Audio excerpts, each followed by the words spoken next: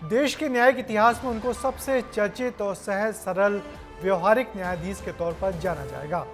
बात हम देश के 50वें न्यायाधीश DY चंद्रचूड़ की कर रहे हैं, जिनका कार्यकाल 3 दिन बाद खत्म हो जाएगा और आज उन्होंने अपने 2 साल के लंबे कार्यकाल की आखिरी सुनवाई की। इलेक्टोरल बॉन्ड और बुलडोजर जैसे विवादित मसलों पर फैसले सुनाने वाले न्यायाधीश DY चंद्रचूड़ की सुप्रीम कोर्ट से विदाई आज कैसी रही, देखिए हमारी इस रिपोर्ट में।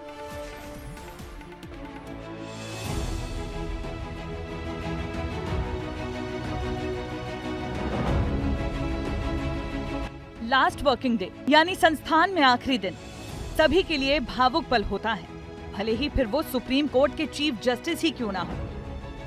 जिस गद्दी पर 2 साल बैठे, जिस कलम से देश के लिए कई ऐतिहासिक फैसलों पर हस्ताक्षर किए, जब उसे छोड़ने का वक्त आया तो मुख्य न्यायाधीश की आंखें भर आईं। जेब से रूमाल निकाला, आंखें पोंछी, साथ ही जजों के आगे झुककर प्रणाम किया और फिर सभी को अलविदा कहकर रवाना हो गए।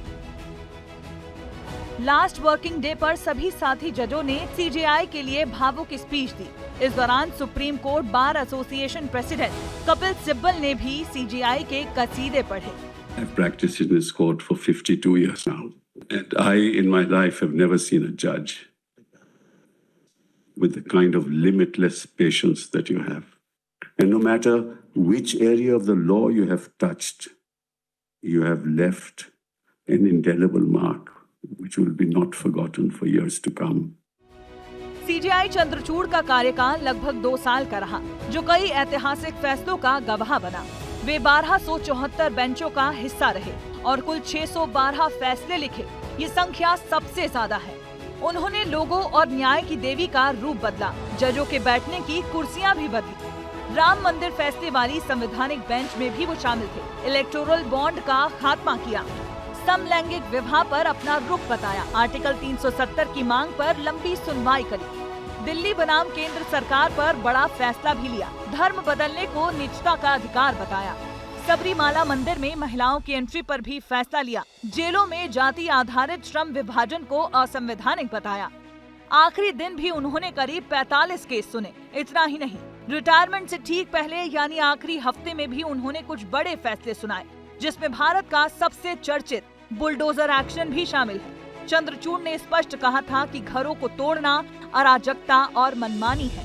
जीनियस, लेजेंडरी पर्सनालिटी, बोल्ड निर्णय देने में झिझक नहीं थी उनको, बहुत महत्वपूर्ण फैसले दिए, दमदारी से दिए, ईमानदारी से दिए, जनहित में, देश हित में फैसले किए।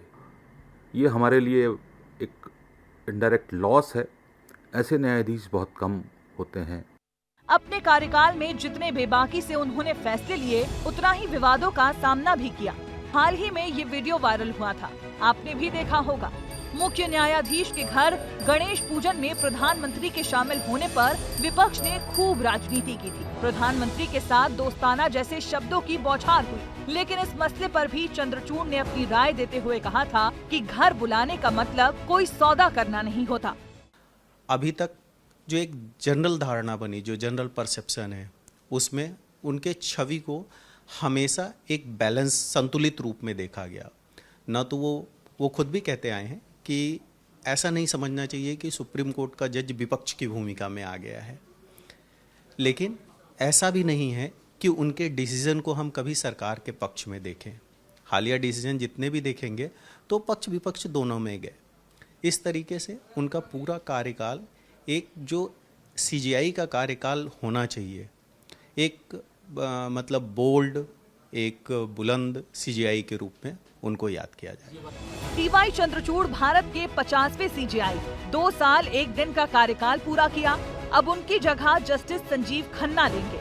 उनका कार्यकाल सिर्फ 6 महीने का ही होगा, क्योंकि 64 साल के जस्टिस संजीव खन्ना 13 मई 2025 को रिटायर हो जाएंगे। ब्यूरो रिपोर्ट, विस्तार न्यूज। मुख्य न्यायाधीश DY चंद्रचूड़ से जनता को बहुत उम्मीदें थीं, जो निश्चित ही पूरी नहीं हो सकी। वैसे भी एक न्यायाधीश जो न्यायिक प्रक्रिया से बंधा हो, बहुत ज़्यादा खुलकर अपने मन की नहीं कर सकता। मगर कोलोजियम की प्रक्रिया पर उनके रवैये से उनके साथी जजों को भी निराशा हुई है।